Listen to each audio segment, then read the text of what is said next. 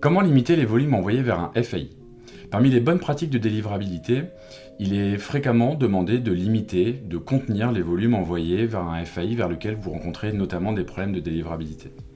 Mindbase vous permet de faire ça de manière assez simple et sans avoir à modifier vos cibles, et c'est ce qu'on va voir ensemble. Je suis Julien, Product Manager chez Mindbase, et je vais vous présenter aujourd'hui la fonctionnalité de limiter les volumes par FAI au sein d'une campagne. Donc pour utiliser cette fonctionnalité, c'est très simple.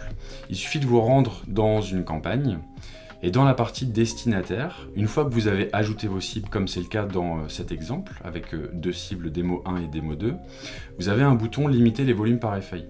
Lorsque vous cliquez sur ce bouton, un nouvel écran s'ouvre et vous permet de saisir les limitations au niveau de votre campagne sur les FAI de votre choix. Donc par défaut, les FAI Hotmail, Yahoo et Gmail s'affichent à votre écran, mais vous pouvez supprimer ou modifier la liste de ces FAI en utilisant la liste déroulante et ajouter les FAI de votre choix si vous souhaitez en ajouter d'autres.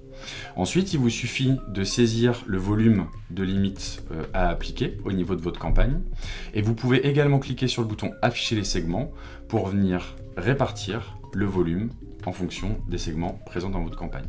Un bouton calculer vous permet de lancer un calcul de l'ensemble des volumes de vos segments et de la campagne sur les FAI sélectionnés et d'enregistrer les modifications. Une fois que le calcul est terminé, les volumes s'affichent dans le tableau présent sur l'écran.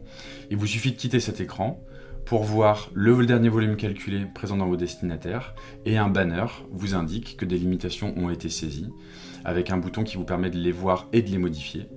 En ouvrant ce nouvel écran, vous vous rendez compte que la restriction concerne uniquement le FAI Hotmail et si vous sélectionnez un autre FAI parmi la liste, par exemple Gmail, et que vous appliquez à nouveau une restriction,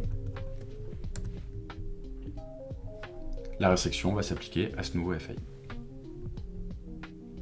Ce tuto est désormais terminé, j'espère avoir été clair dans mes explications et surtout que cette fonctionnalité vous sera utile. N'hésitez pas à consulter notre chaîne YouTube pour consulter d'autres tutos sur d'autres parties de notre interface. À bientôt!